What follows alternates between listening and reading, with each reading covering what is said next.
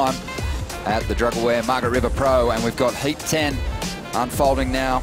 Two veterans on the championship tour, Joel Parkinson, a former pipe master and world champion, going up against Jeremy Flores, who doesn't have that world title but does have a pipe master's title to his name as well. So this should be an epic battle. Jeremy might find the first wave here. Here we go, Jeremy swinging and fading to set up this first section. Throws his board into the lip, came up under it a little bit, but recovered pretty well. And now he's considering a big hit here on the inside, but opts out. Probably felt like he didn't do enough work on the opening. Rather than committing to a full off the top and then around on the ski. But right there, you see how his board just completely disappeared, but he did do well to keep the board speed up. You know, and then this arc, but then he bobbles right here again on this bottom turn. Right there, just a little bump, and it was just like, I'm out of there. Big clean. Offshore conditions earlier. Now a little bit more bump and lump on the face due to that wind increasing and just changing in direction, and as a result, I mentioned the world title, but his other results are so impressive. And here he goes now. And just watch his ability to iron out the kinks in this ride already. Oops. I might have jinxed him there. But honestly, the bottom turn, he didn't overcommit to it. And you could see his legs just working overtime and almost working as shock absorbers there.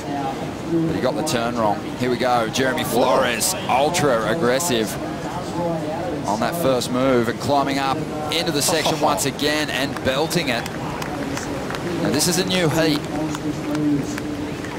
but you compare that aggression to some of the turns laid down for big scores in that last. Anchors you in the position so you don't get dragged in, because sometimes if you are on your swimming, you can get dragged. Look at this turn though, just aggressive, like you mentioned, good picking the spot too, and then this section not laying down whatsoever and attacking it. We've seen that final section be so difficult to ride out of. But, you know, and look at Joel's right there watching.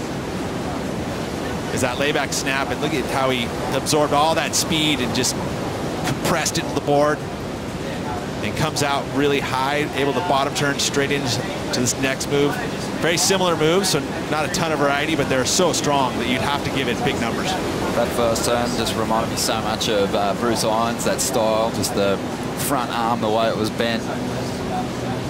But the second turn, you're right, was stronger. The judges ate it up, a 9.13 for 2 turns. Little creepy fingers, right? That was the full creepy, like the pinky stays out a little bit and the wrist is kinked. Flores continues to attack Pete, a 7.67 for this ride.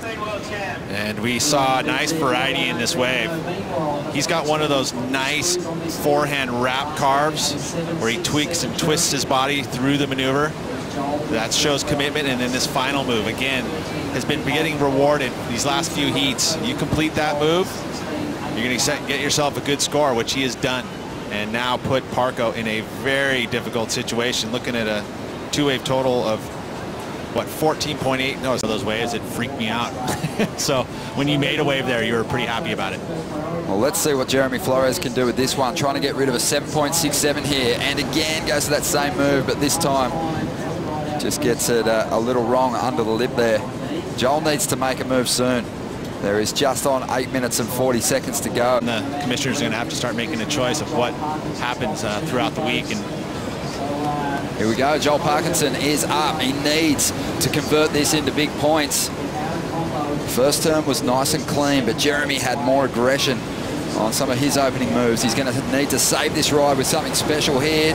Puts it all on the line, and he's hanging on with everything he's got. So a tricky read on the inside, but Joel.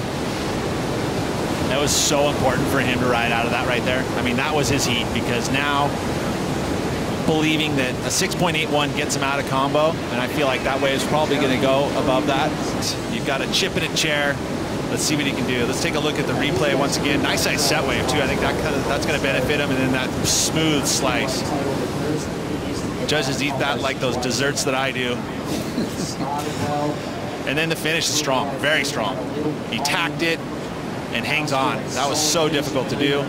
We've seen the payoff go upwards on that final finish move for even Jeremy. And once again, look at the slice. Seriously, those judges are eating 2 desserts. And then this final move here, the midsection kind of flattened up. That doesn't really matter, especially when you go strong in the beginning and then this strong at the end. I don't know how he hangs on right there. You know, I guess that's that layback and everything stays tight to the board and rides out of it. So he'll give himself a shot at the lead, but even when Joel's score drops, Jeremy's still out in front. Well, this is where Jeremy needs to control that priority. 20 seconds to go. Joel Parkinson just begging for an opportunity, but no, the boys are shaking hands. A lot of respect between these 2 veterans. Jeremy Flores just beats Joel's flow with some very aggressive layback jams. And a heat score total of 16.8, Parko.